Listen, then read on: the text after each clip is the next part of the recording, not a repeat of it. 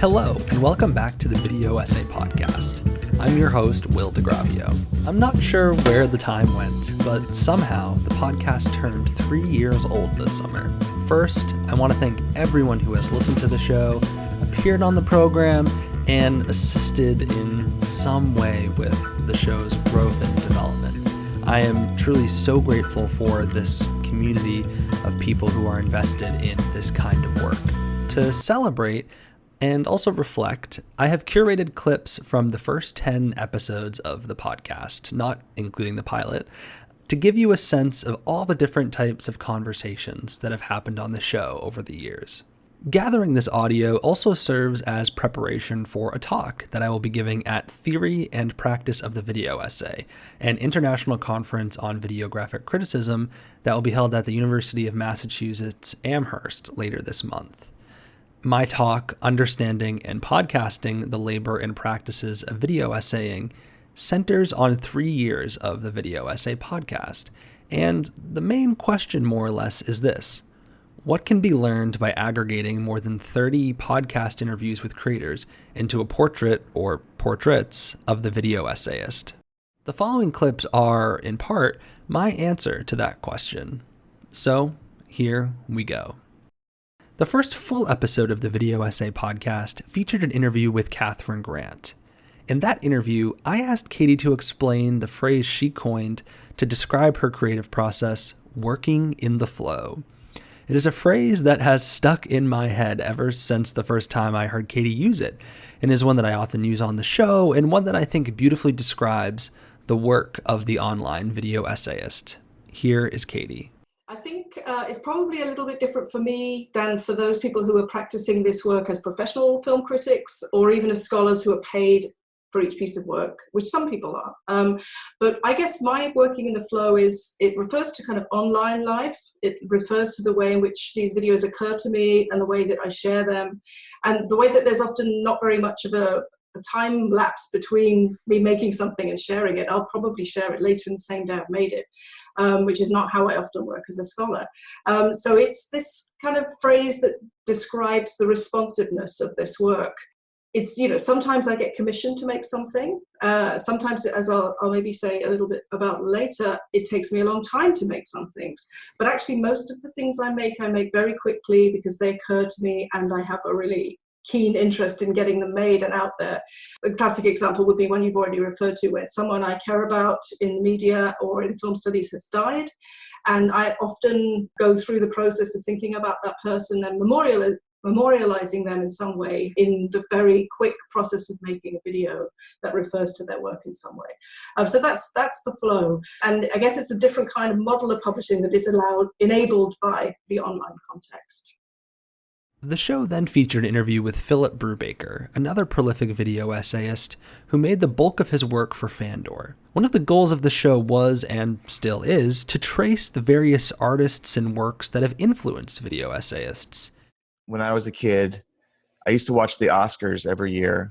And I remember when I was 10, I saw the opening kind of number to the Oscars that year was a montage by this guy named Chuck Workman, who kind of made a career for himself creating some of the earliest supercuts in film, back in like the late 80s into the 90s. And this is a time before the internet made it very easy to make a supercut.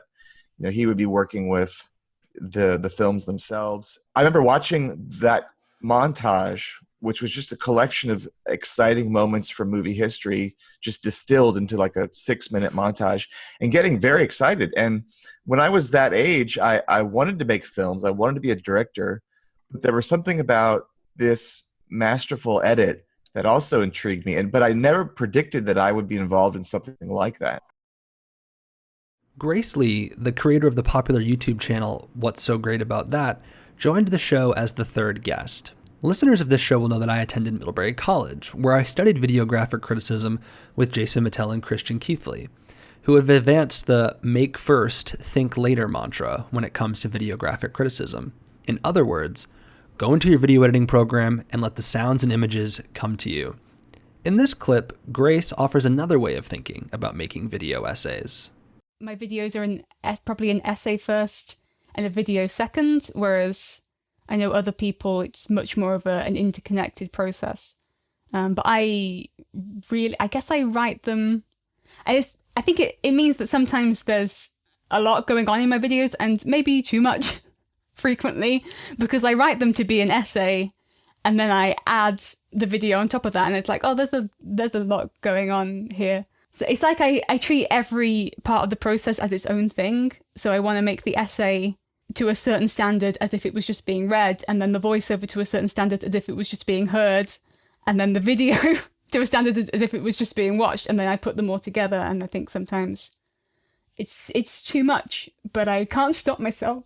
But generally, I don't necessarily know what's going to be on screen when I'm writing it. There are sometimes I'm writing this a certain way because I know there's this clip that I want to have them like interplay in a certain way. But mostly it's, if I find something that works while I'm editing, that's just luck. I've had people comment being like, wow, you must like do a lot of rough drafts and edits on these videos because you've matched clips so well to what you're saying. It's like, it's just luck. What impact does the act of creating have on the video essayist? On episode 5 of the show, Jacob Swinney, another former Fandor essayist who runs the popular Twitter account First and Final Frames, discussed the impact that creating video essays has on just watching a movie in his daily life. I just think I just have a better overall understanding of just storytelling and cinema as a whole by doing this kind of stuff. And to a point, it's ruined a little bit of the magic of movies, because it's hard to turn off the the analysis button once you get so deep into this stuff. So it's still hard for me to sit down and like watch a movie and just be like wrapped up in the story and like the actual movie. Like I'm like, oh, okay, well, what does this particular shot mean? What does this decision mean? Oh, that opening shot, I can't wait for the ending shot, like that kind of stuff. But I just think it gives me just like I said, like just a better understanding of just really every aspect of it and a better appreciation. Like I said, I'm probably overanalyzing a lot of stuff. Like I said, some of the First and Final Frame stuff is a stretch, and I'm sure a lot of my other stuff is, totally not intentional. But I don't think stuff has to be intentional to be worthy of analysis. I mean, even if it's on a subconscious level, I mean, that's something that was chosen to be shown to us in this way. In October of 2019, the critic Adrian Martin appeared on the program to discuss the video essay work he co-creates with Cristina Alvarez-Lopez. In this clip, he discusses how their creative process often begins. Note the way it contrasts with the approach Grace Lee described. We do not start with an ironclad script. Personally, it's not our way to pre-script. I know some people do, and some people think it's a good thing to do. It's not a good thing for us, partly because it's very important. It's very important for Christina especially, because Christina is like the master technician. Like she's the one at the computer doing, pressing 600 buttons a second. And, and she's playing with, let's put this in front of this, let's put this behind this, let's put this sound with this image, let's try that all the other way around. So she's always looking for these, like what I call those electric connections between fragments and also between image and sound. And so she wants to discover those things while editing, in montage. She doesn't want to be handed a script by me or anybody else saying, shot 1 of this scene, cut to shot 3 of another scene, and with then another column with a voice saying, shot 1 can be understood in relation to shot 3. Right, that bores the hell out of her, bores the hell out of me too. And so what we do is that either she or I sort of might start by just writing phrases or just sentences or a few paragraphs, but it's not like a written essay in a sense that it's like, this essay is about X and Y, and I will prove that because X, therefore Y, which leads us to Z. Right? So it's not in a logical form of an argument. It's more like just phrases. We'll have something about the colour in the film. We'll have something about the gesture in the film. We might have a quotation from somebody. So we have these fragments of speech when we use a voiceover, which we don't always do. But if we have a voiceover track, and so this is where, as I was saying before, I'll then go into the other room and I'll start recording these bits of speech. Videographic criticism, in many ways, has become a kind of umbrella term for all different kinds of work. Video essays, essay films, found footage films, archival documentaries, video art, and all sorts of other different kinds of remix. Sometimes, works by artists or scholars who work in other traditions have their work brought into the video essay fold. In this clip, Jennifer Proctor, a scholar and filmmaker, addresses this coming together of various forms. Yeah, I mean, that is the question. And I think that I've always thought of myself as a filmmaker first, and my work very much draws on the traditions of avant-garde filmmaking, even when I'm working with found footage to advance some kind of critical argument about cinematic language. But what I've appreciated is being kind of drawn into the folds of this burgeoning form of video essayist scholarship, even though my video essays kind of function more as traditional films, if I can call the avant-garde a traditional form. But they're not sort of explicitly scholarship in the way that some other video essays are that have emerged with journals like In Transition. So I don't know that I would call myself a video essayist either, but my work is definitely engaging with some of the same issues. It's just doing it in a little bit more of an implicit way, and in a way in which the films can function in a film festival, just as easily as they might function in a scholarly conference or something like that. So I've been very appreciative of those who have been sort of carving this path for video essay as a scholarship, that they've included work like mine in that, into the fold, even though it might not look exactly like scholarship to other folks. So I don't have a good answer for it, except to say that these boundaries are still being defined, and I'm appreciative that my work is inside those boundaries for the video essay, at least at this stage. One of the most revelatory and celebrated forms of the video essay is the desktop documentary format. In this clip, Chloé Galibert-Laîné, a scholar, filmmaker, and one of the leading practitioners of the form, discusses some of the unique advantages of the desktop documentary and its relationship to the internet.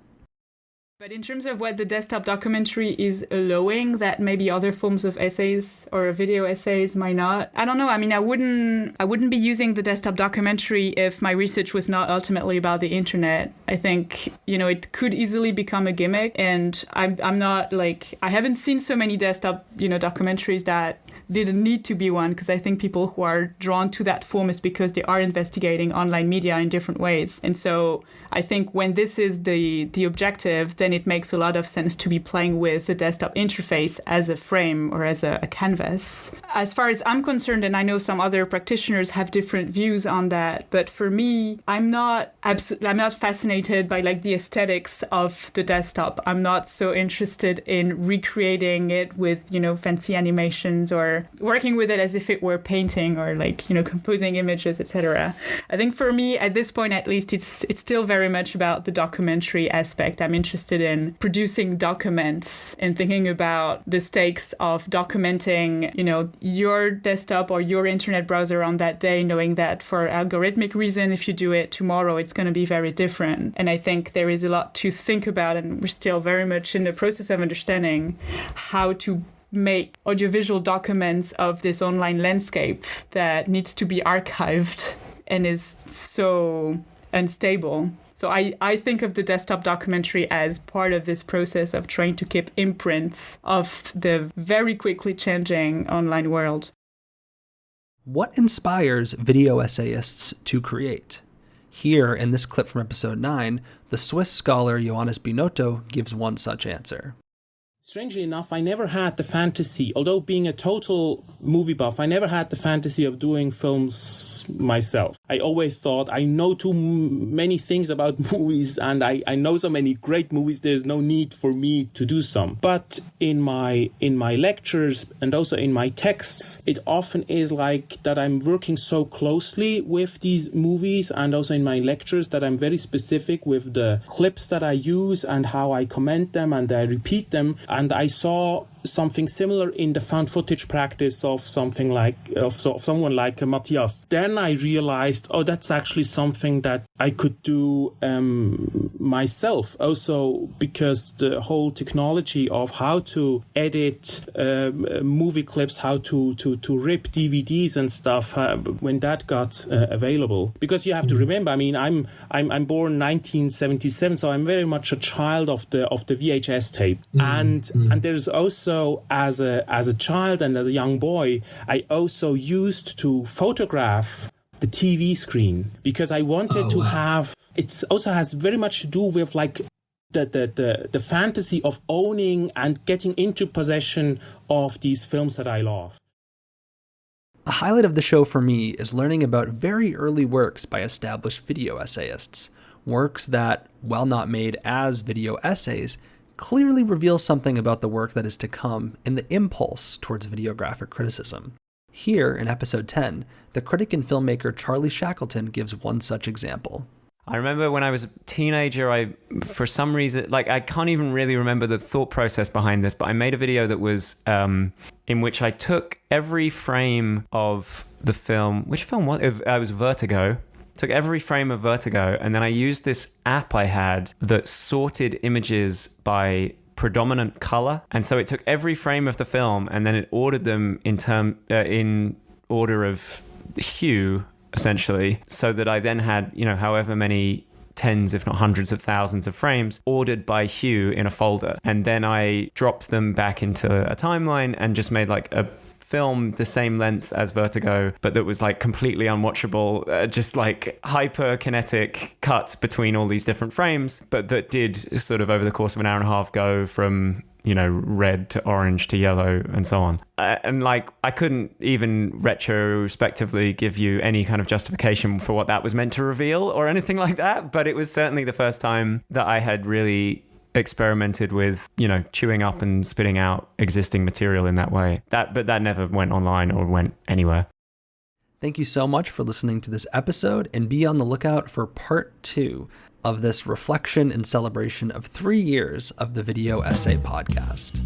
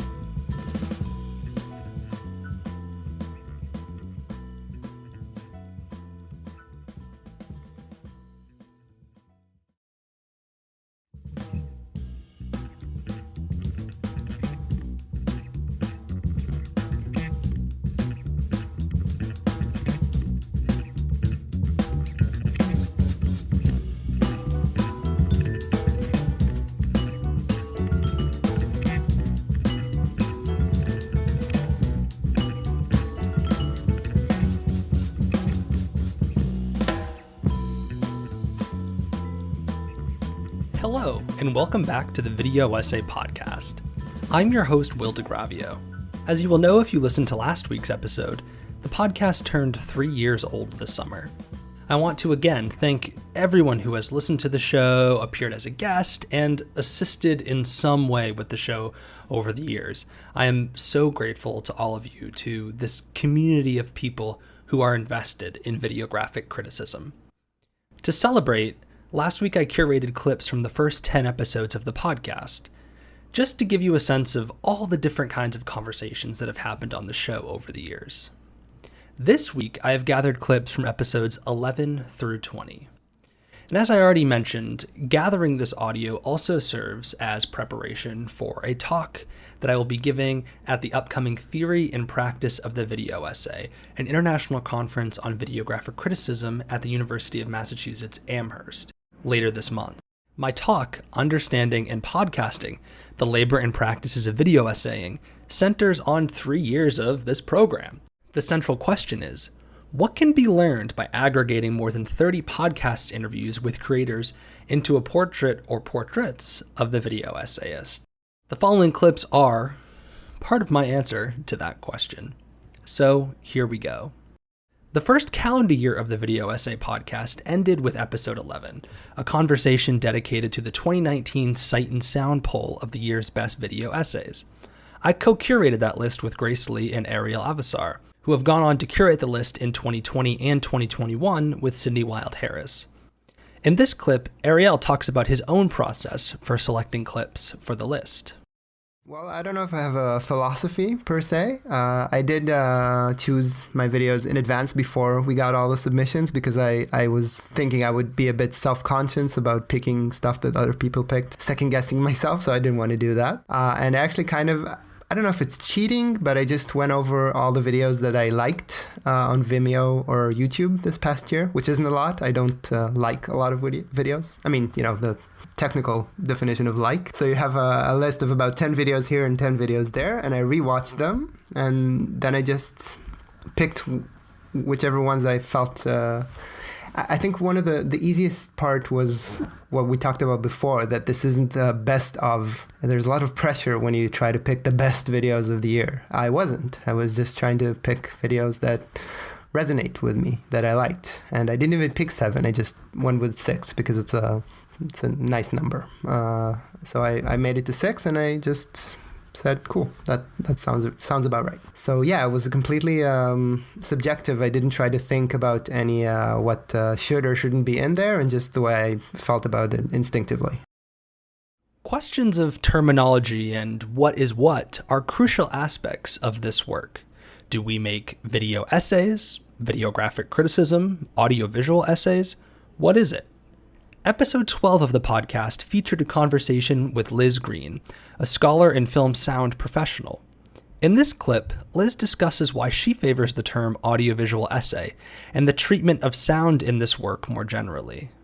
I kind of slip between using video essay as a kind of a shorthand, but probably my official line is the audiovisual essay. I teach a module on the audiovisual essay, but when I'm trying to recruit students and promote the module to them, I call it the video essay because they know what that means. So they look at this stuff on the internet, and it's very easily to understand. So I think the video essay is probably a better term in terms of people readily understanding it. But I think audiovisual essay has the advantage of incorporating sound within it. And also, we don't really do video, or we very rarely do video anymore in video essays. I mean, I think Cormac Donnelly's Pan Scan Venkman uses video within the material, but not many other people are working with video. So it's not an important point, but I think audiovisual essay technically is probably what I'm more comfortable with, but video essay is probably what I use more often. But if I'm writing something down and being more precise, I'll go back to audiovisual essay. Do I think sound is overlooked? I think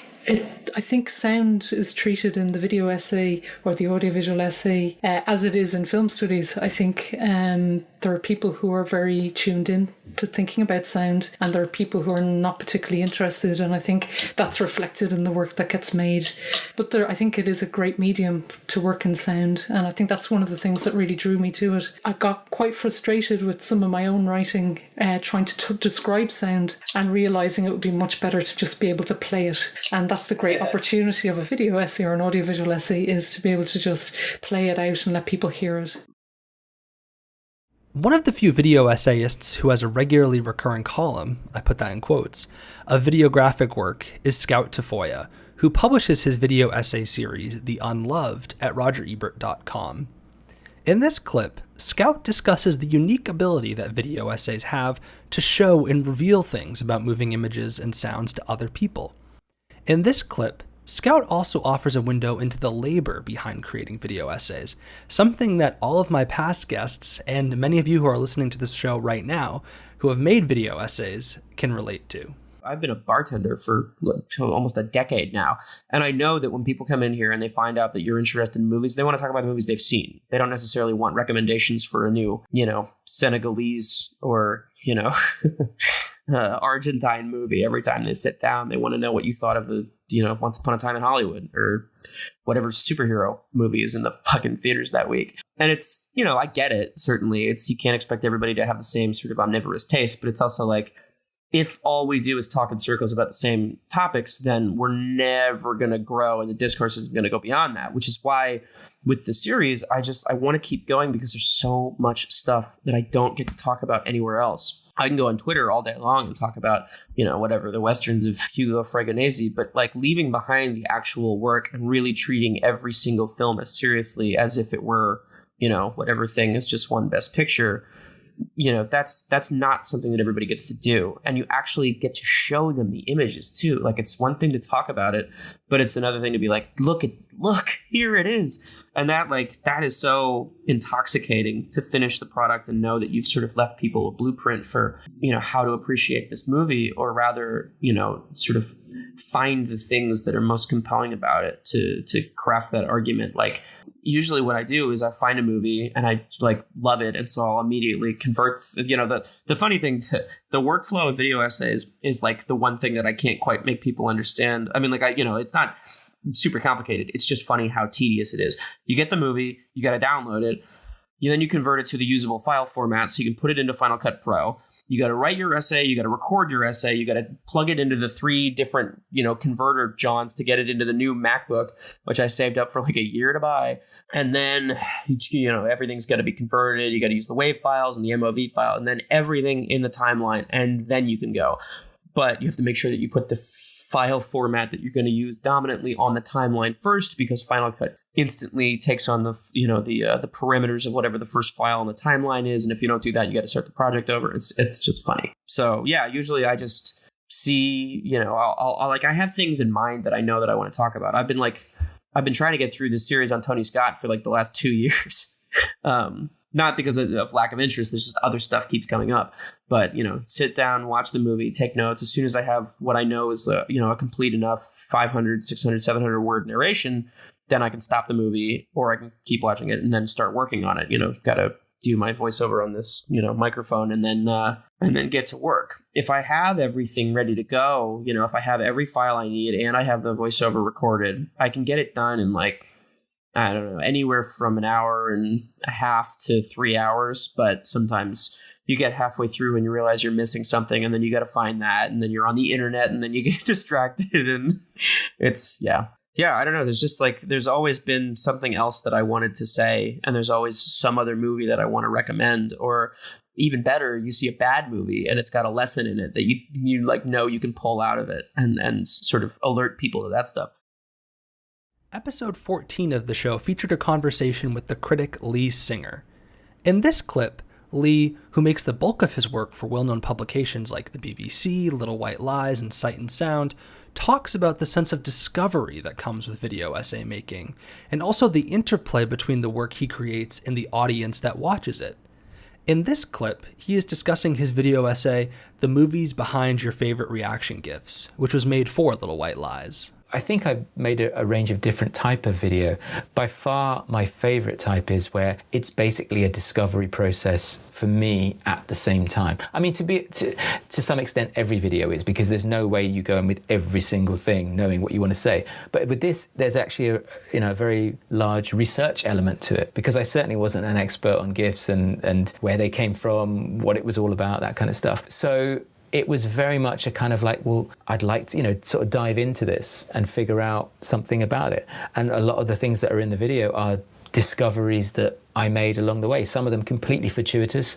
Some of them you kind of hope you'll get to somewhere in that ballpark. But so I pitched the idea, and again, going back to what I said early on about this kind of connection with an audience and thing, what we agreed early on with Little White Lies is that they would do a Twitter thread asking people to, reply with their favorite movie gifs, knowing that I would then incorporate that into the video. And again, to me, that's very, just goes with the sort of thing that I'm really interested in, this kind of two-way dialogue or discussion with people who might watch the video as well. And I mean, if you've seen the video, there are a few specific tweets from people that I've kind of highlighted. And in each case, I asked them, I got in touch with them and said, look, I'd love to use this. Do you mind? And they were very kind and said yes. But again, it's like I'm using stuff that they have created independently of me or independently of this project, but it then can sort of all hopefully fold in together and be part of a cohesive whole. Anyone who watches video essays on YouTube may have noticed that popular video essayists adopt a certain aesthetic for their videos.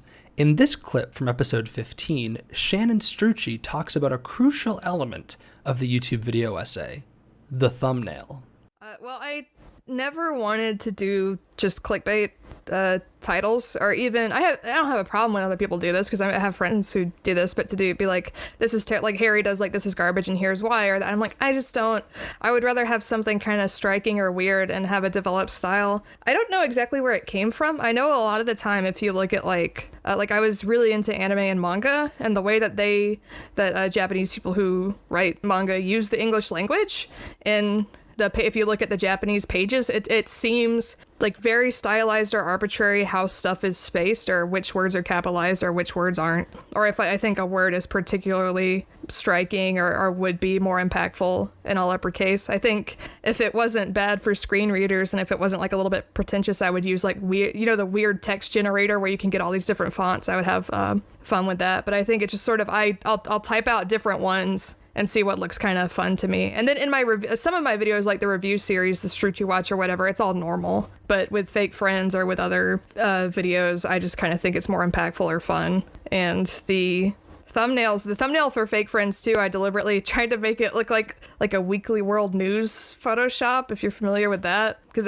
in one of his Richard Dreyfuss videos, Gabriel Gundaker's eyes turn black. So it's like Jacksepticeye, Bo Burnham, and Gabriel Gundaker in the background, and they all have black eyes and this weird color and this like ugly, deliberately kind of ugly color to it. I just kind of mess around with layer styles in Photoshop because I never want to I don't want to put my face in a thumbnail being like, what? And it gets a lot more views, but I think it would be very silly for me to do that. So I just try to pick a very readable font and then look up a bunch of promo material for whatever I'm talking about and then like layer it and put weird effects on it until I think it looks kind of interesting or like pretty. I did or I'll put sort of hidden references in it. Like I did a video essay about songs and grief, and one of the songs is about Timmerie Hyde, who was 23 and she fell out of a third-story window on her birthday and died. It was very sad. And I found a really beautiful picture of her grave, and that's the background of, I don't say it, but it's like the background of the thumbnail. And I was like, oh, that's a little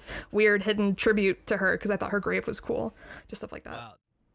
Episode 16 of the Video Essay Podcast attempted to get a look at the video essay landscape through the eyes of those who publish videographic work. In this clip, Adam Woodward of Little White Lies discusses how he, as an editor, views publishing video essays through the YouTube platform. I guess I see the audience on YouTube as more of a community, and it's obviously like a huge multi-tentacled one. And it's very hard to get a sense of actually like who is on there and who is kind of watching our videos, because often the usernames are just like numbers and code, and you don't really get a sense of the actual people at the other end of the laptop or phone or whatever watching the stuff. But I think some of the stuff I always have a sense of like when we're publishing something, this is probably something that people are going to want to watch more of and maybe potentially want to comment on as well. And it's usually the stuff which is a little bit less demanding, a little bit less like theory based, and is just more purely visual and gives you that instant gratification. I think a lot of the stuff, and we're trying to publish a bit of a mixture and still trying to experiment as well. A lot of that more visual stuff, I think, is kind of easy wins for us, and I feel like that's the stuff which is really nice for engagement. And I recognize that some of the GIFs video actually is probably a perfect it's somewhere in the middle in that it's very visual and actually dealing with something that's very popular, but is taking a little bit more of an analytical or critical approach to it. But I recognize that some of the videos we do, some of the longer form stuff and the more theory-based stuff is not going to necessarily do, it's not going to be for everyone, basically. It requires a little bit more from the audience. And I think YouTube, I mean, you just have to look at who are the biggest stars on YouTube, right? They're like gamers and vloggers, and I think what we're doing is not that stuff. So the 17th episode of the Video Essay Podcast was an especially significant one for me. Jason Mittell and Christian Keithley joined to discuss their work founding and running the Scholarship in Sound and Image workshop at Middlebury College. It was after working as the teaching assistant at the workshop that I came up with the idea to start this podcast. In this clip, Jason talks about their goal to help create a community of practice around this work within academia and beyond. That community has only continued to grow ever since their first workshop, which was held in 2015 and fully funded by the National Endowment for the Humanities. One of the things I remember we put in the first grant and has been a kind of touchstone for me is that the goal of the workshop, or a key goal of the workshop, is to create a community of practice. While we want each individual participant to take steps forward in being a maker, consumer, and teacher of videographic work, I think what we really wanted more than that at the individual level was to have a sense that there is a community within academia that talks about these things, that watches them, that makes them, that thinks through how it could be supported and spread. And that community is not just limited to the intense 2 weeks of the workshop, that it lasts beyond that. We had a lot of concerns the first year. Will anyone apply? Will it be, will it work? Will people feel motivated enough to actually do the work? But then I think one of the main questions is, okay, when they leave, will they keep doing it? And we never thought like we would be a failure unless every single person does. But enough people that we feel like, okay, this makes a difference. And we really were conscious that first year especially of selecting people. At first, we weren't sure we were going to get enough applicants. We kind of wrote the grant planning for around 15 participants. Would we get enough? And I remember like the week before the deadline, we had about 12. And we're like, well, we could run it with 12, I guess. And then, because it's academia, the day before the deadline, we got a flood of people applying. We ended up getting 120 applicants for only 15 slots, right? So that was gratifying. Okay, people want to do this. That's great. The amazing thing is that not only have most of the people from that first workshop become really significant videographic critics, editors that use videographic criticism in their work, in their publishing work, and also teachers of videographic work,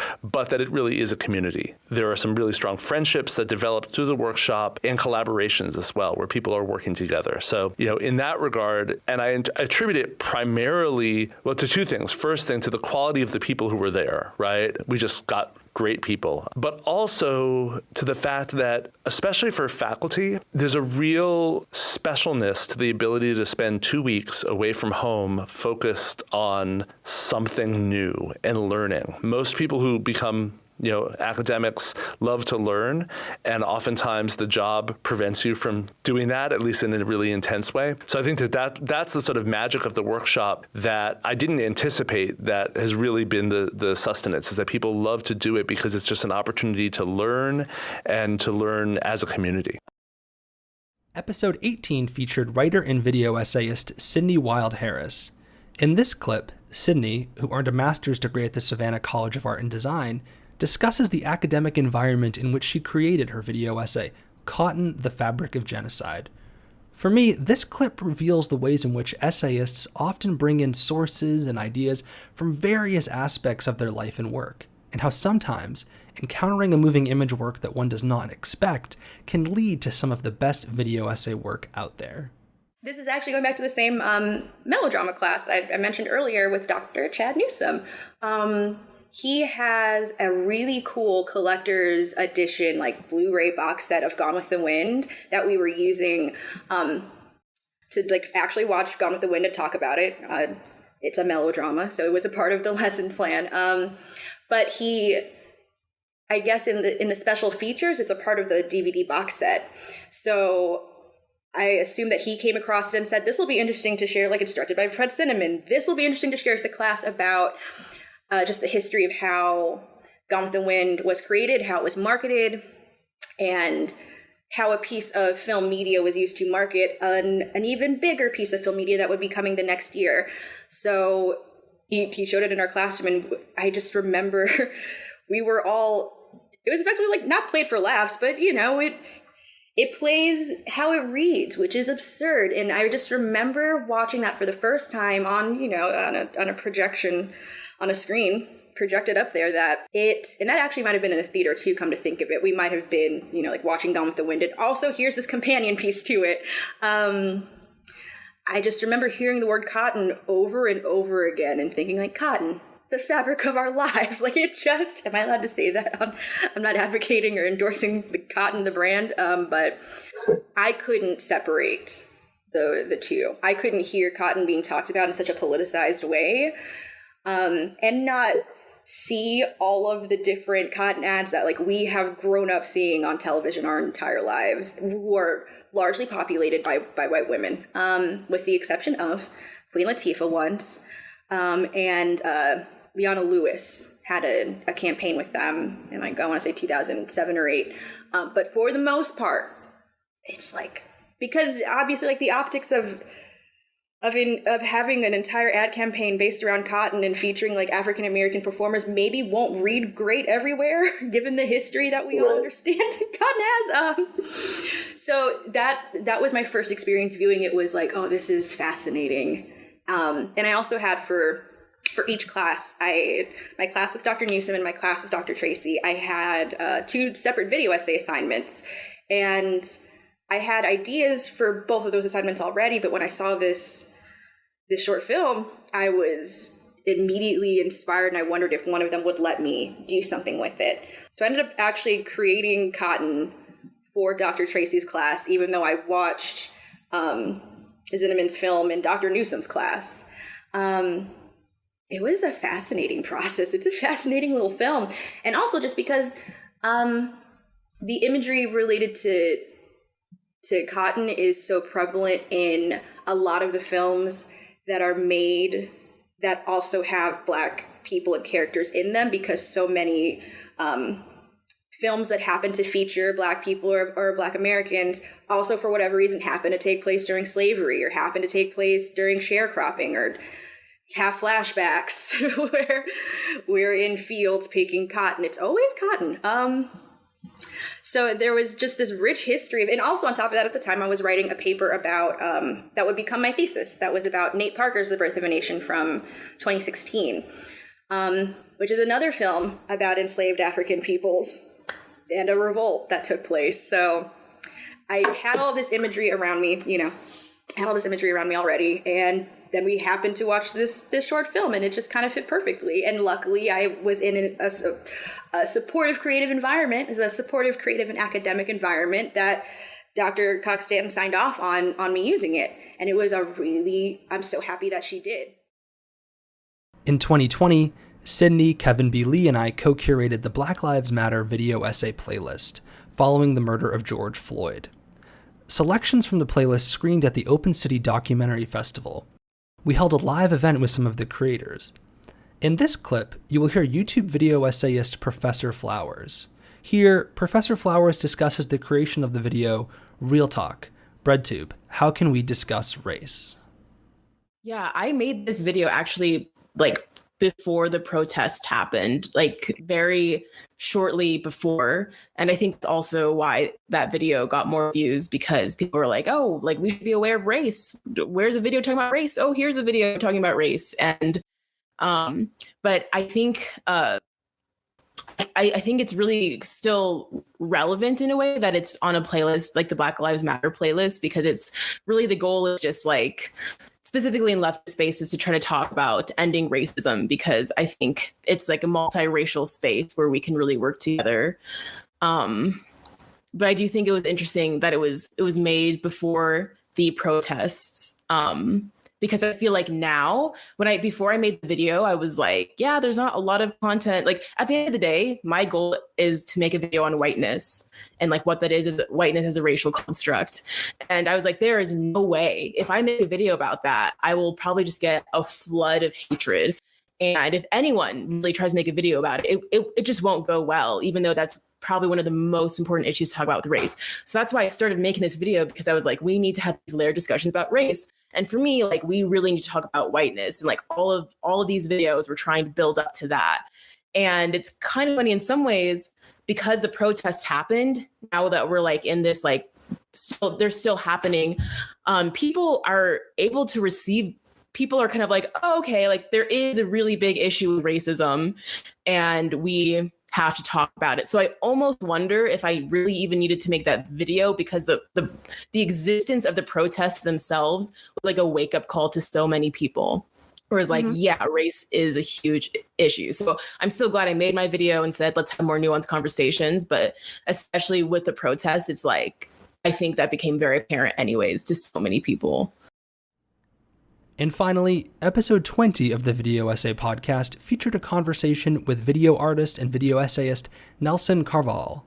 In this clip, Nelson discusses his desire to collect images and how he thinks about the quote-unquote quality of images when creating his work. I grew up in a very sort of analog, I didn't have a computer, I didn't have internet growing up. It was all like, I would go to this video store, I would have to rip tapes, VHS tapes, you know. You go to the Walgreens and get like a 6-hour, you know, blank tape, and I would be able to like obsess with how many movies I could fit on there. And so it was always about like, how do I collect, and I didn't realize it now, but the word is curate my cinema. How do I curate all these moving images? You know, I would drive my mother crazy as a kid, because all I would ever want as for birthdays were to go to the movies or to just buy me a physical copy of that movie. You know what I mean? So and then with DVDs. So with video essays, especially, you got to understand, in 2008, if you look at it, I mean, you look at stuff like Facebook was just invented 3 or 4 years earlier. You know, at that time, you know, this idea of like being like an influencer or whatnot, that was so far out of our heads or grasps. You know, this idea of like a Twitterverse was still sort of in its infancy. You know, I joined Twitter like in 2009, like just a couple years before I started putting my own, you know, videographic work out there without even realizing how pivotal it would be.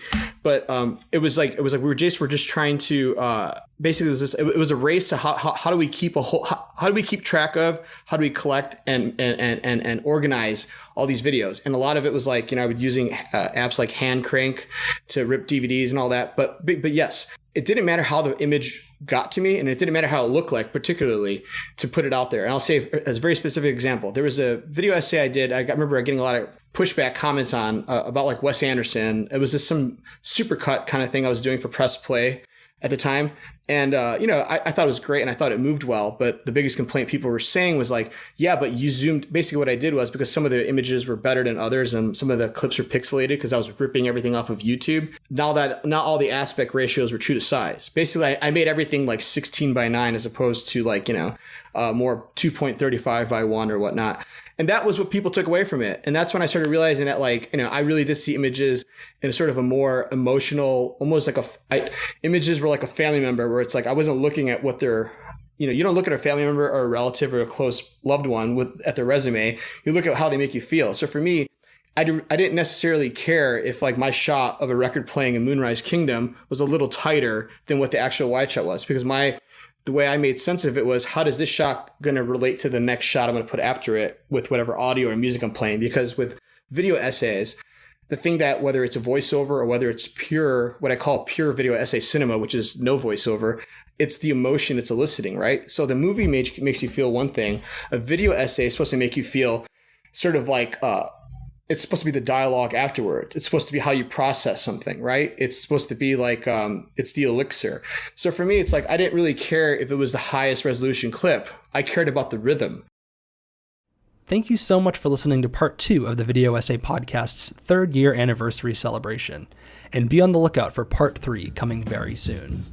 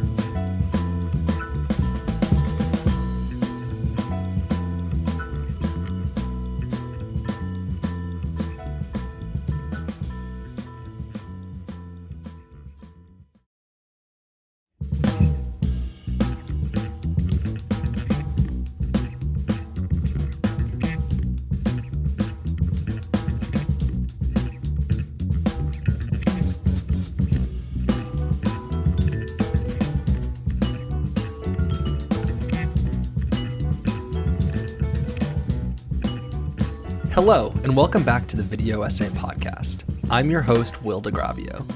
As you will know if you listened to the 2 previous episodes, the podcast turned 3 years old this summer.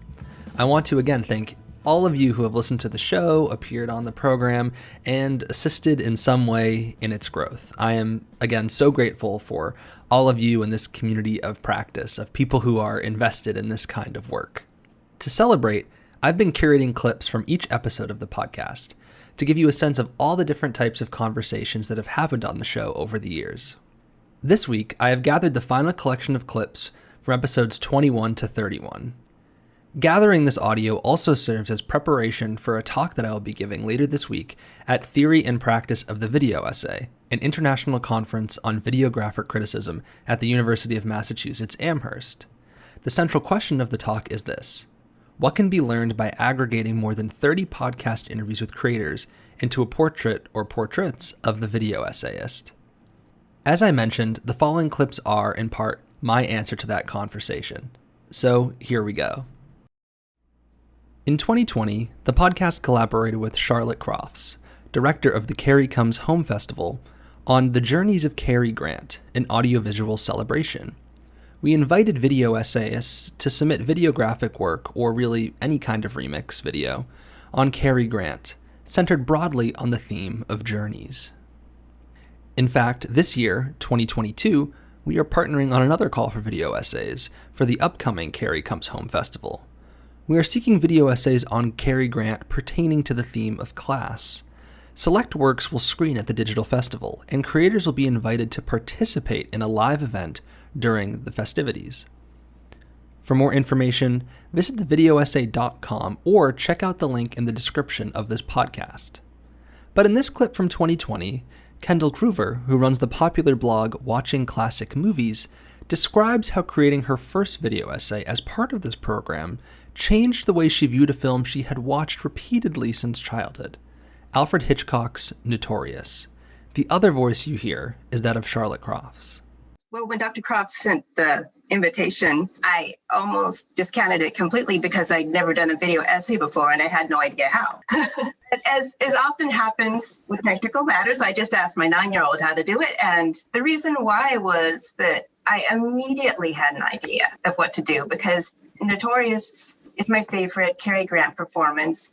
And I actually, in my mind, saw it as a journey and his personal journey. And it's just that interesting way of Hitchcock, the MacGuffin, where you've got all this tension over all these different plot points, but it's really about a different kind of journey. And I think that Cary Grant so rarely had a deeply emotional in his films. So much of what he's done has been lighter and comedy, romance, that sort of a thing. And he was clearly a little nervous about going deeper, but here he definitely does. And he shows you what he could have done if he had taken on more challenging, emotionally challenging roles. Can I ask you, it's a bit like Philip and Roberto were saying, because you said you've not made a video essay before, was there something in the process of actually playing with the clips on the timeline which elicited new knowledge that you perhaps wouldn't have got just from writing about it? Definitely. And it made me realize that it was something I needed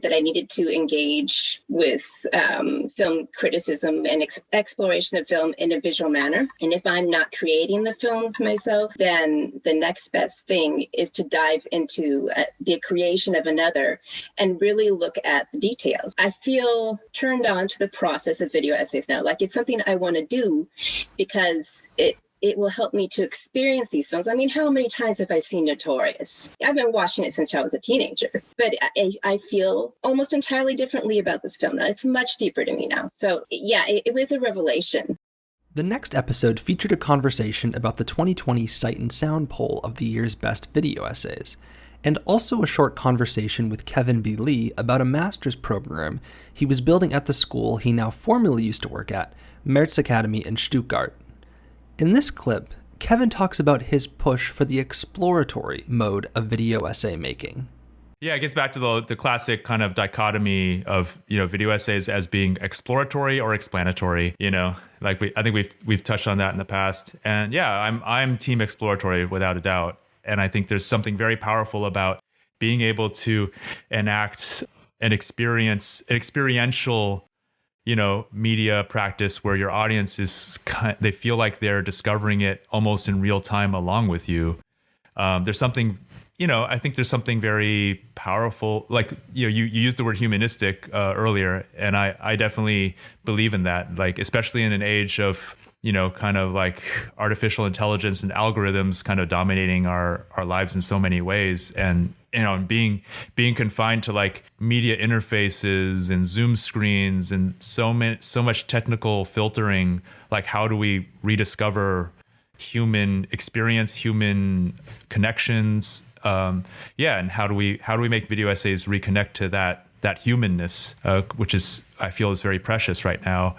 Yeah, and I connect it also to, there's this term called experience design, which is also very important to me. I mean, traditionally, it's a new media concept. It's meant to describe like user interfaces or VR experiences.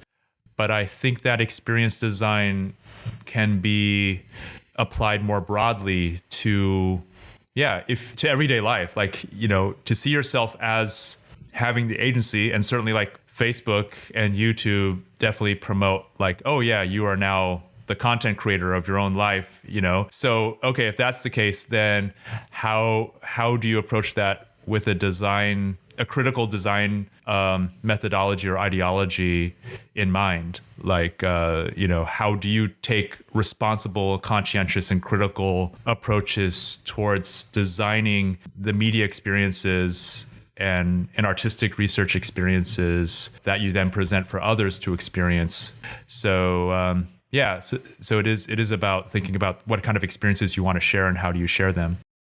Episode 23 of the podcast featured you, the listeners.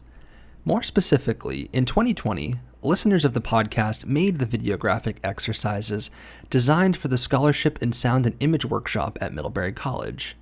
In this clip, Gemma Saunders reflects on the process of creating the exercises.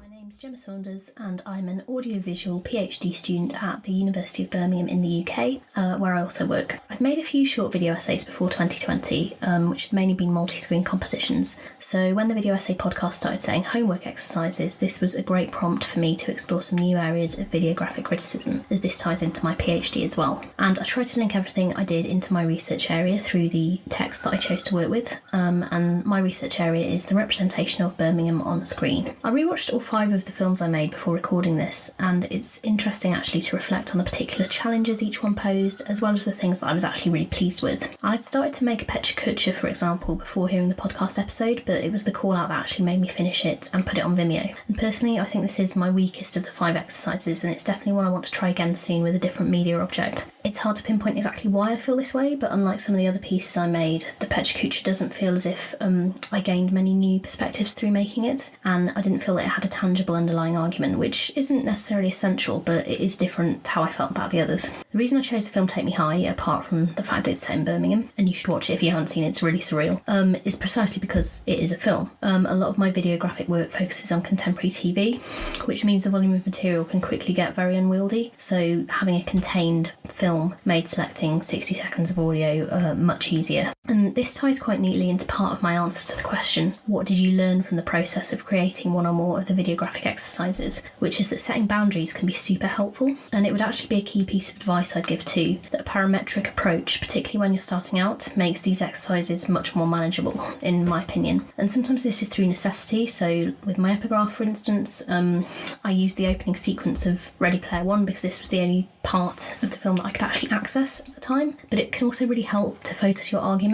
So with the multi-screen I made specifically for the podcast, I thought, okay, I've done a few of these before, how can I come up with something new relatively quickly? And I decided that I would just experiment with using footage from the first episodes of 2 shows, Peaky Blinders and Man Like Mabine, which again, both set in Birmingham. And I think this one actually ended up being my favourite of the 5 because from a research perspective it prompted me to think about several new angles to explore after I'd made it, such as how Tommy and Mabine engage with their urban environments and their different senses of home. Voiceover was a tough one for me. I'd resisted it entirely up to that point, and me recording this now is actually another prompt for myself to try and overcome the fear of speaking into a machine, but I was really glad that I did it. The simplicity of the instructions again really helped with focus, and I feel now that I can use that performative element of this technique to create argumentation in different ways. I've been saying ever since that I need to do another one, so maybe that's a goal for the next month or two. And likewise, going back to the epigraph, this was one of my first experiments in integrating critical material with a media object in a kind of creative way, and it's really opened my eyes to new ways that I can use this technique going forward as well. And that one I made, I think that was at the height of lockdown 1, and it was all about escaping reality through film, so it seemed quite resonant at the time. So I guess that brings me to the abstract trailer, which was by far the biggest challenge. But again, challenge is good, and it was a really useful exercise in the context of my PhD, because it forced me to think about how best I could summarise what it is that I'm trying to do. I went through several drafts, and I almost gave up at one point, but after feedback from a couple of friends who also make video essays, I was able to recut something that I was fairly pleased with in the end. Still not 100% happy, but fairly pleased. And that would be my other top tip. Even though it can be daunting, don't be scared to ask people for comments on your work in progress and on finished pieces too, because it's both a creative and a critical process, and it can be hard to kind of accept that criticism at times, but getting constructive feedback and other points of view can be invaluable. The episode also featured a conversation with the creators of Learning on Screen's video essay guide, Estrella Sendra and Bart Maletti. In this clip, Estrella discusses her motivations for launching the guide, which is one of the most invaluable tools out there for those interested in creating and teaching this kind of work. Even though we are always talking about the value of film, when it comes to writing about film, we tend to go back to the most conventional way of writing, which is through the written word. So I was very kind of like enthusiastic to try something different and to draw my own personal experience as a filmmaker and as someone who had been trying to find an academic space for different videos that I had been making for my PhD and failing to actually have them counted for, or there were difficulties on replacing this with words and so on. And I was kind of keen of testing this and saying, okay, let's make it optional. And instead of this typical class presentation, which is a PowerPoint, let's also give them the option of an audiovisual essay. So last year at SOAS, I implemented this both in a master's class and in an introductory film class. I was teaching both for the very first time, and I was the one who designed these two classes.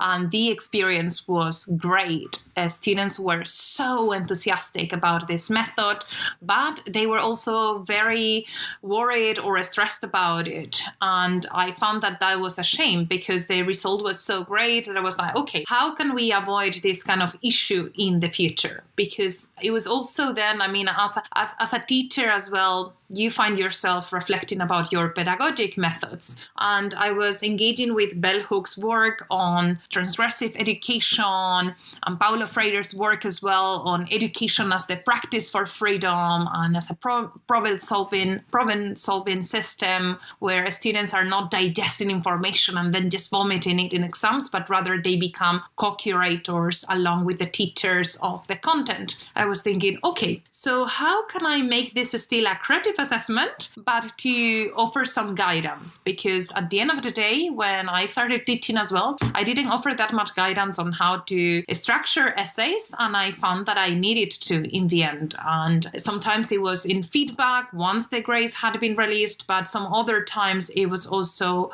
just kind of some guidance in the assessment. So I said, okay, for next year, I'm going to put together a guide to avoid what bell hooks call these painful experiences in the learning process where students feel very vulnerable, right? And for many different reasons. So try to make university a more inclusive place as well. But this requires me as well to acknowledge that maybe I didn't do good enough and I should have been offering some more guidance. And I was just reflecting about this, and I was walking with Bart and his partner in the park. She's one of my best friends, and I was asking him a few questions that came up about copyright, and then suddenly, I don't know if it was her or him who were like, hey, listen, I don't think you should be doing this just for your students. This is a common issue because I was also kind of saying I've been following these websites and Catherine Grant's work and all this pioneering work from the grassroots being done on video essays, but I couldn't find anywhere like a guidance of a step-by-step on how to go about this if it's the first time, right? Especially from a student perspective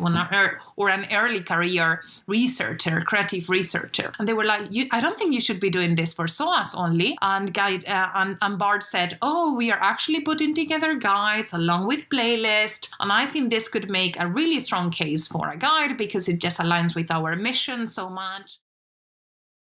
Episode 24 of the podcast featured conversations with Douglas Pye and John Gibbs. In this clip, John discusses creating his video, Hey, Have You Seen the Karaoke? And his blending of various types of media in the piece and his use of a mind map. So yes, it was absolutely an intention to use as many different media as I could in the form of the video, and that's obviously in the spirit of examining these different media, but also deliberately deploying different approaches in the form of the video. So that was certainly part of my intent, and indeed helps you to make some of these nonlinear connections as you move from one practice or media form or art form to another. It was also the case that I was very keen to bring out the research journey, as it were, or bring out some of the process. So that mind map or concept map is exactly the map that I was, a page of a journal that I was working away on and making those links, and that's the real thing. And also I wanted to bring some of the sort of journey of finding out things and make that part of the spectator's experience of the video essay as well, if you see what I mean. So I wanted it to have a self-reflexive quality in that respect, and to draw attention to some of the limits and some of the successes of the process of research or the process of creating scholarship. So that was absolutely part of my hope as well. What was the final part of your question there, Will? Oh yeah. It was about whether we make a hermetically sealed kind of approach, whether as audiovisual essayists we're trying too hard to create something that's really smooth and moves us very dynamically through the material. I was very happy to have a more open form in that sense. But let's not forget that being self-reflexive and, there are lots of very interesting practices in contemporary videographic criticism which are precisely about being self-reflexive and drawing attention to the means and the process. And if you think of some of the traditions of desktop documentary, or you think of Kevin B. Lee's work where he takes the timeline of the editing program and uses that as an analytical tool, that's as much videographic criticism, I think, as creating a really effective cut or dissolve that makes your point. That's just as much deploying videographic and audiovisual means to make your point. So I think there's absolutely that tradition. But then also being self-reflexive and, involvement and distance are not mutually exclusive, and I think that maybe that's true about how we work as audiovisual essayists too. We might say that of an Ophuls film or a Brechtian performance, but it's also the case, not claiming my works in that category, but you can move between different kinds of address in interesting ways, and actually being aware of your own process and the form in which you're working, I think makes a lot of sense for a video essayist.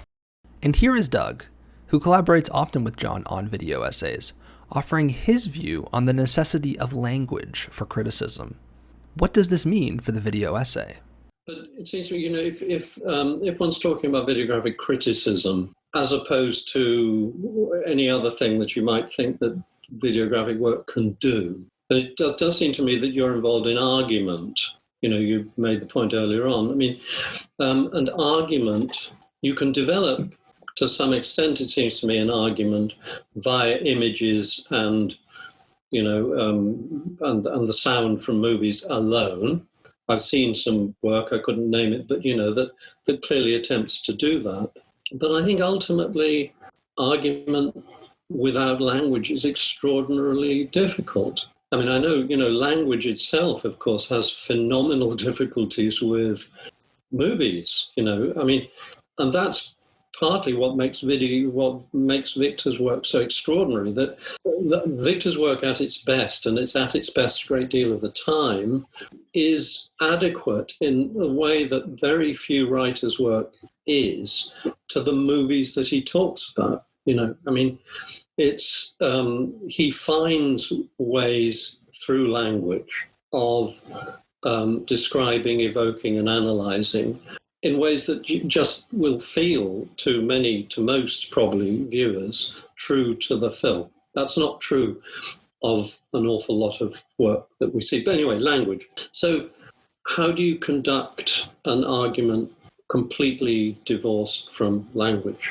Great thing about videographic criticism at one level is simply that it can make certain uses of language that you need for written criticism, for print criticism, redundant. You don't have to do levels of description that you might have to do. On the other hand, I'm thinking about some stuff that I've written, but also stuff that Victor's written.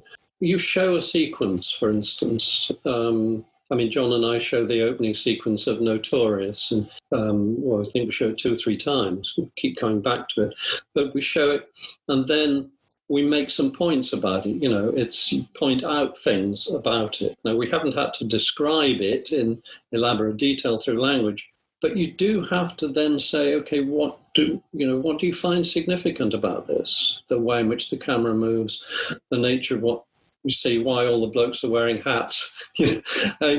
Those things don't necessarily leap out and draw attention to themselves, although they're there.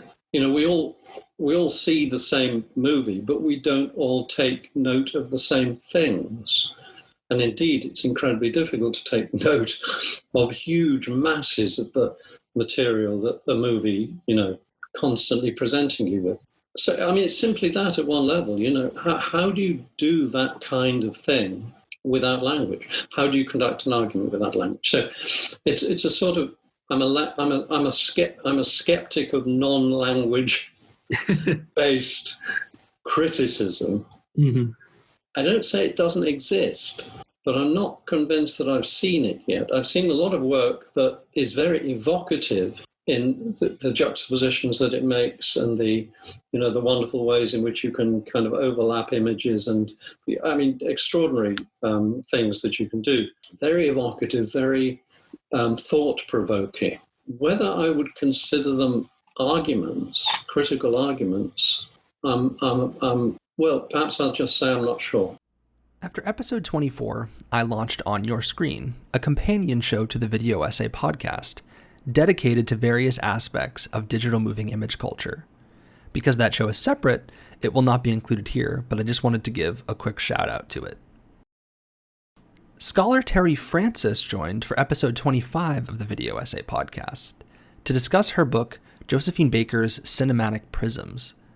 During our conversation, Terry discussed the crucial role that the Scholarship in Sound and Image workshop played in helping her think through the completion of her book. It taught me that I was not done with Josephine Baker and there was more that I needed to learn. And it taught me to pay attention. It showed me just the limits of what I have been doing, and that there was a whole other archive in the movie itself that I had not even remotely considered. It was so humbling. It's kind of embarrassing to admit, honestly.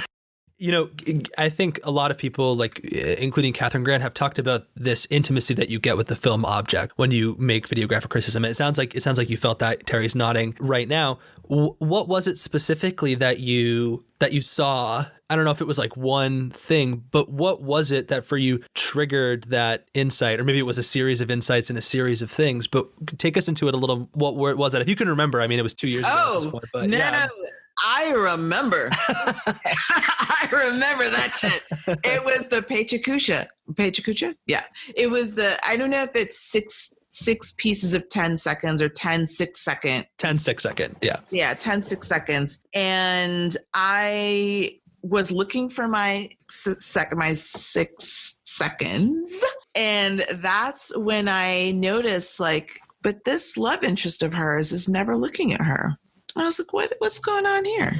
And I noticed that her friend is often in the sequence, and he's got a hand on her hip and he's looking away. And Josephine Baker's character is just talking on, and she thinks he's listening, bless her heart. And he's not at all. He's completely disconnected. So, and he's the spotlight. he's the spotlight that should be making her sparkle.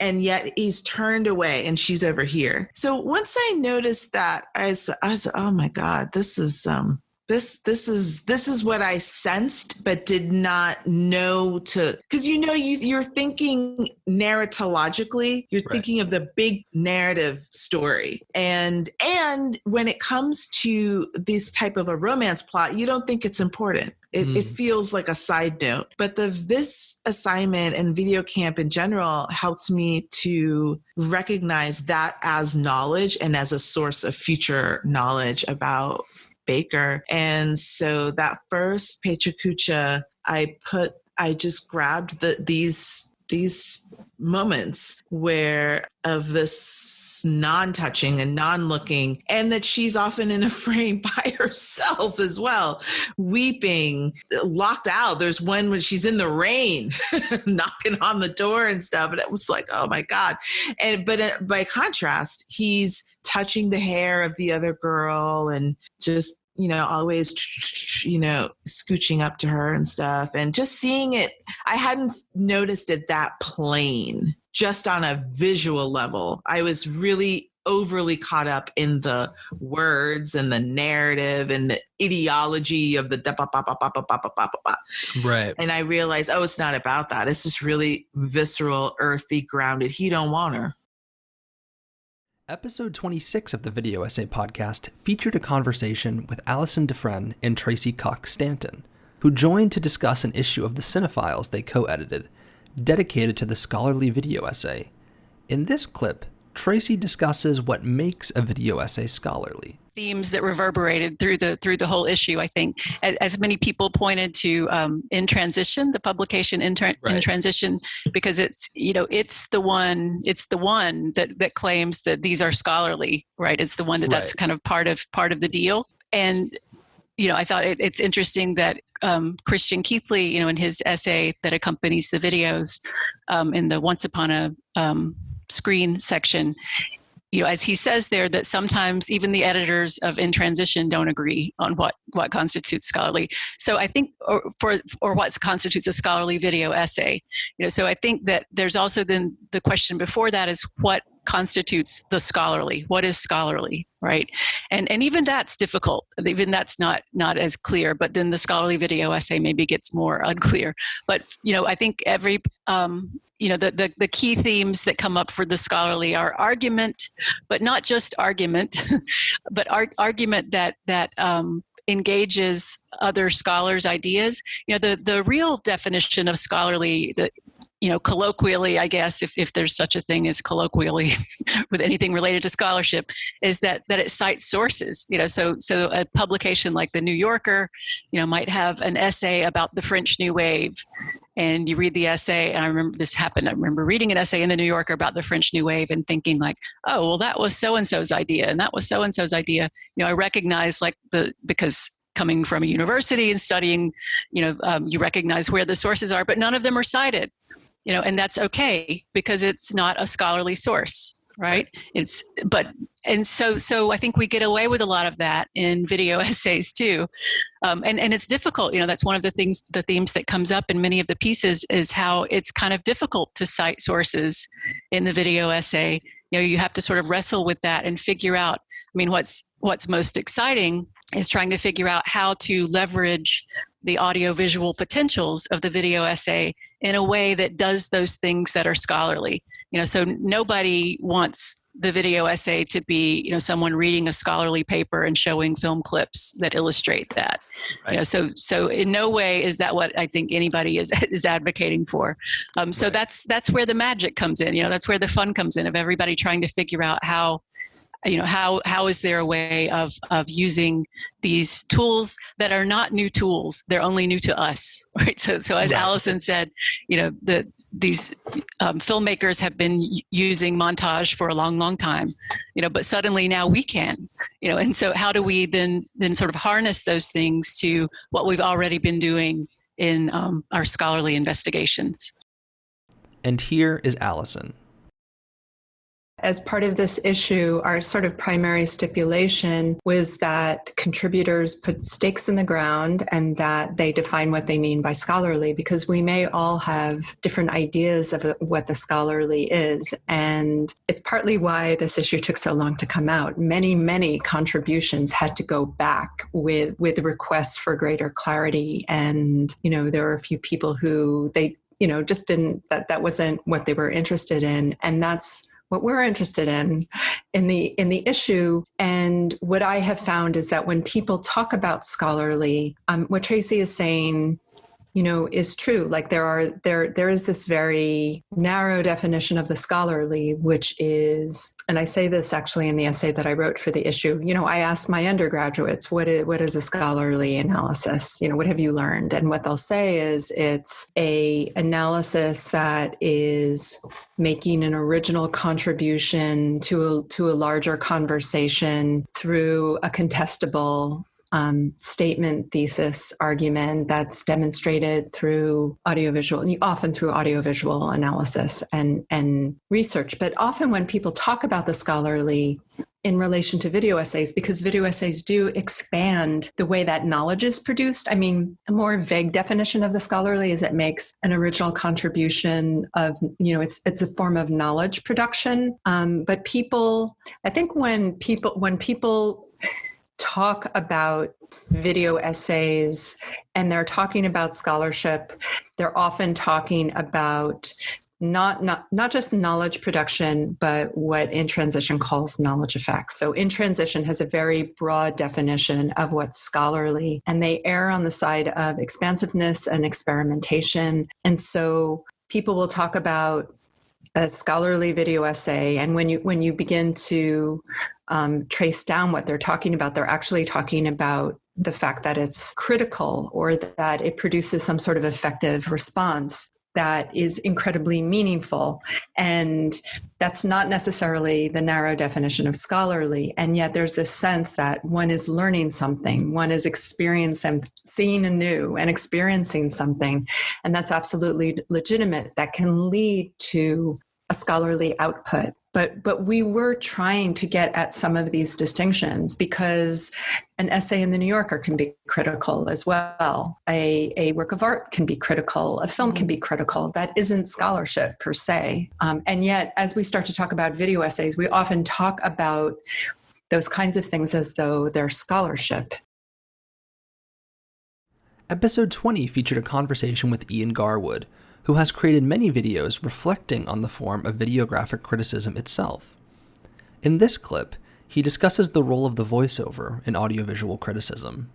One of the drivers behind the voiceover video definitely was for me to reflect back on the voiceover I delivered for the Hoagie Carmichael video, which kind of, I think no one, I don't think, likes the sound of their voice. But I certainly felt there was room for improvement in terms of the way I kind of delivered the voiceover and the way I scripted things as well. So yeah, really that video, there was a lot of the impetus for it was being self-critical and trying to work out how to do it better in the future, or to find other ways of doing this kind of research in this format, potentially without using voiceover. So it was a way of kind of trying to work out what the position and value of voiceover was in the field, looking at lots of different examples, but partly so I could think about what I would do with kind of voiceover in the future. And actually what I decided to do with voiceover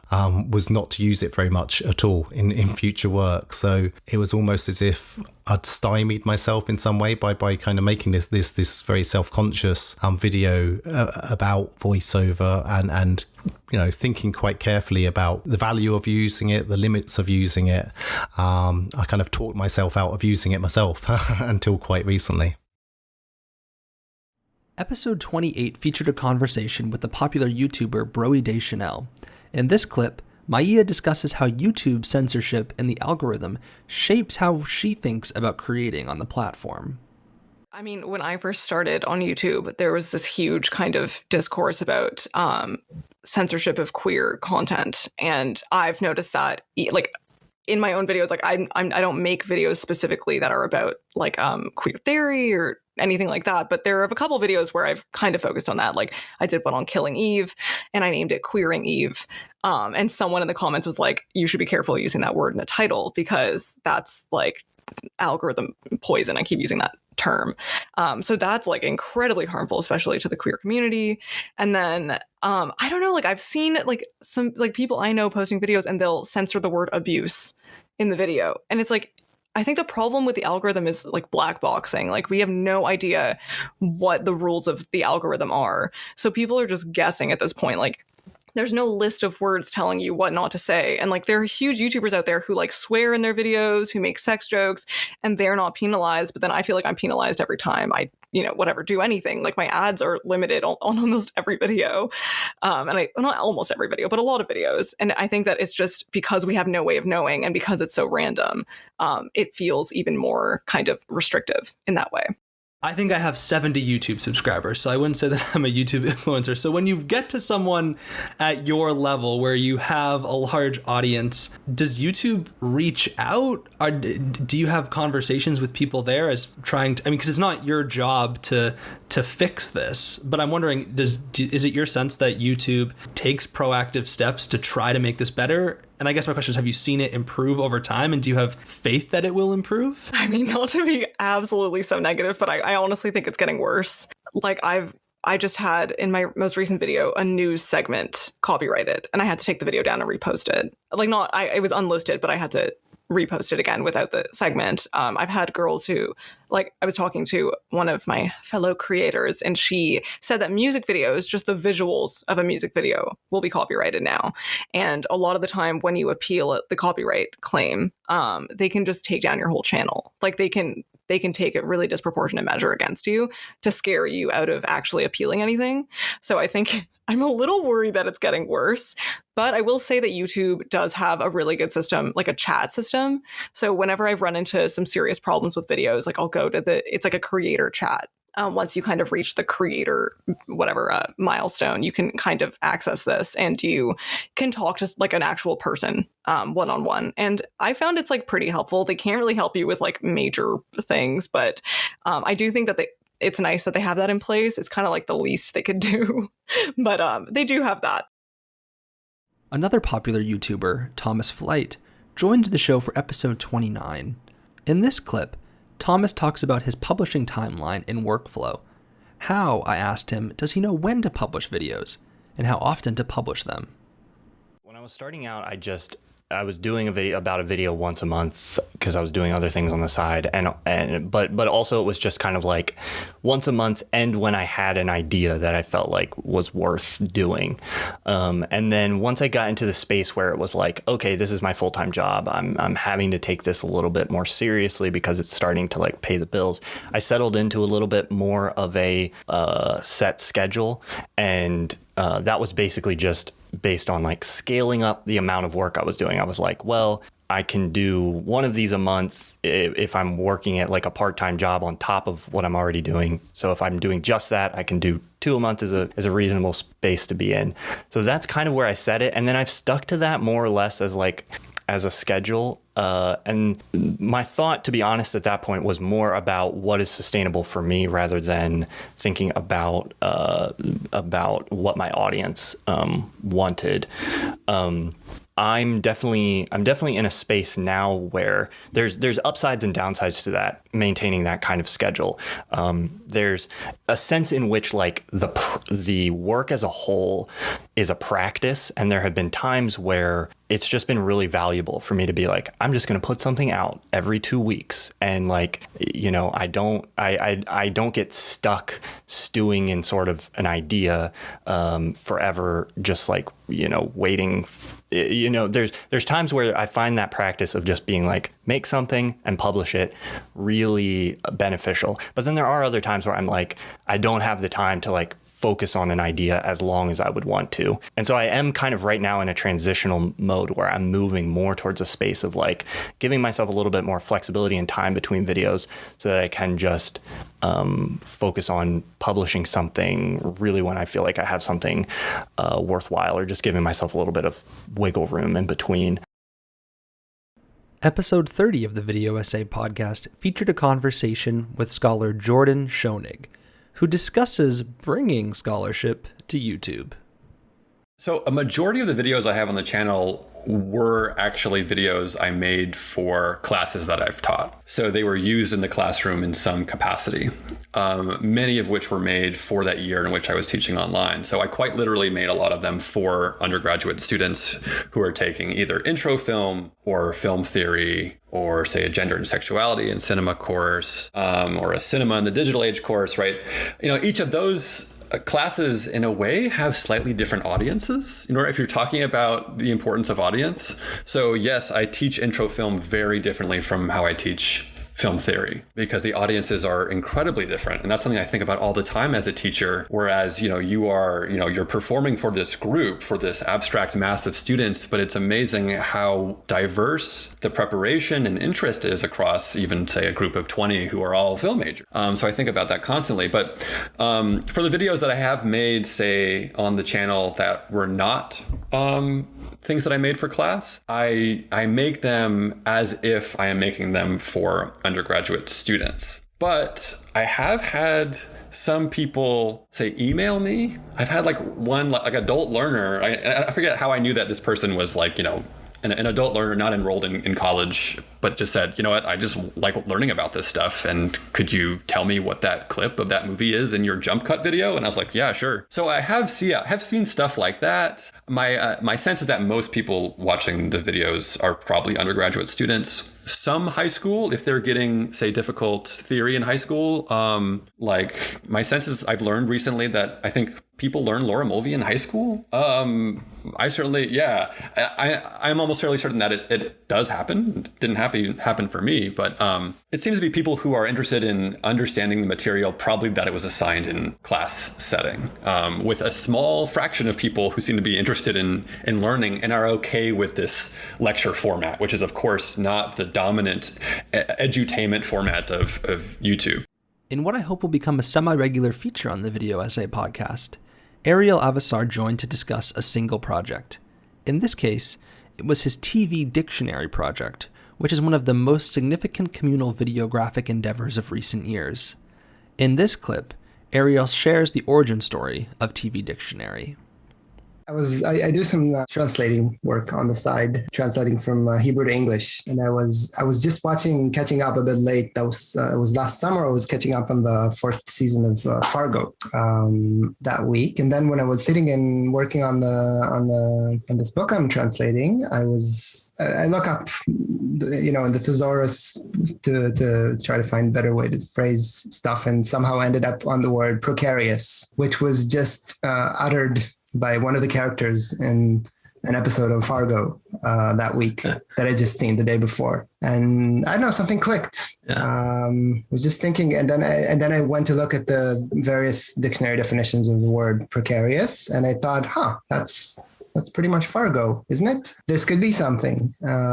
So then I thought I'd go simple because I have a lot of other projects going on. So I just looked at the first sequence of the pilot episode of Fargo and made a little epigraph. And it's the first video in the collection. And I think it's probably one of the least interesting ones because it's very basic. It's kind of like a proof of concept. There's nothing surprising or particularly creative about it, but made me start looking up other words and trying to match them up with series. And I thought this could be an interesting format to play around with.